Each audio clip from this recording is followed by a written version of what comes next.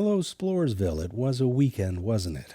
Especially for Tina Evans, who spent most of Sunday cleaning up the zoo. Tina still introduces herself as a zookeeper, even though the zoo part of the zoo has been defunct for many years, almost 30 now. Even when it was an active zoo, it wasn't much of one. The whole thing kind of centered around the main attraction, a wooden carousel with original wooden horses, all of them painted. Some of them have red eyes, which is a little creepy.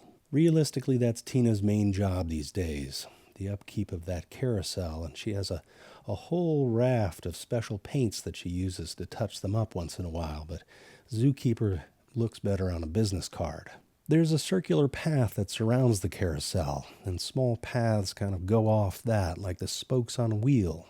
Each of those paths, there's 9 in total, lead to an animal enclosure, which look a little like aviaries, like large bird cages. The cages form a half circle with a wall in the back, and at the bottom of that wall there's a little wooden door that leads to a hutch where the animals could go and keep warm. The last animals to occupy these cages were show chickens, donated by John Sanchez's grandfather a long time ago, and there were 8 different breeds. One of them was doubled up. The most popular breed was the Silkies, which look like little walking cotton balls. You can barely see their feet from all the plumage. This past Friday, Tina was in what used to be the Silky enclosure, and she was cleaning it up from the gunk that had formed on the floor over the winter. She heard a little rustling sound and discovered that a family of raccoons had moved into the hutch. The carousel was set to open soon for springtime, and she didn't want to have raccoons around, so she called up John Sanchez and his friend Mario Romani, who owned a silk screening shop together, and asked them to come and help her out. Clearing out a family of raccoons from a small space was quite an adventure, and that story passed around town a bit.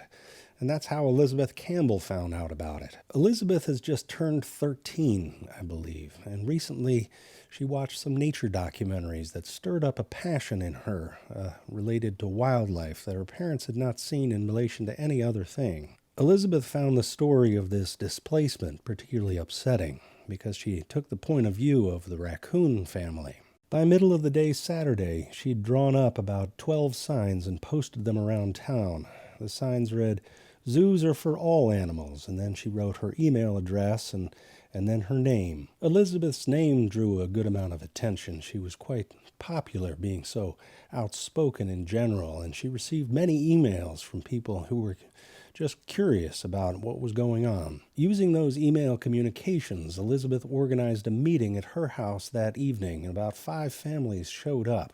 Elizabeth had made pigs in a blanket out of little smokies and invited everyone to come into the living room where she screened one of the nature documentaries she'd recently seen in full. This was followed by a fairly dramatic and mostly untrue recounting of the expulsion of the raccoon family from the Sploresville Zoo. Young David Andrews, who was about 14, was particularly taken by Elizabeth's passion and suggested that they stage a sit-in. That prompted quite a bit of conversation, and it was decided that for it to fit thematically, it would be good for them to all bring their pets.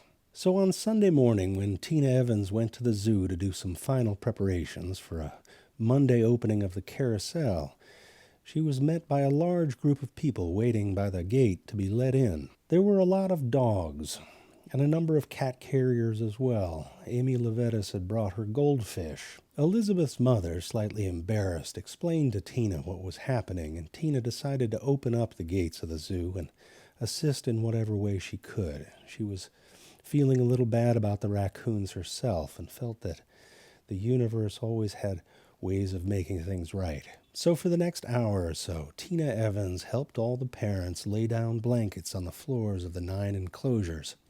And by the end of it, each cage had a child and a pet sitting inside of it. A number of pictures were taken to memorialize the event, and a couple of them were sent off to the town newspaper, hoping to get a story out of it.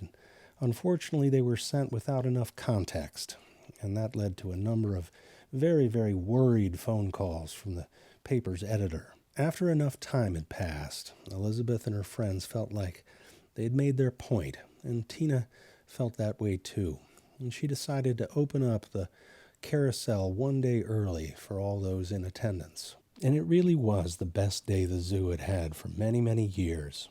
In the runoff for the school mascot, a number of sketches came in over the weekend. Unfortunately, the cuttlefish is eliminated, but there were many sketches for the dandelion, the reverse mermaid, and a couple for the robin. A vote will be set up for later on today, and as for tomorrow, we'll find out.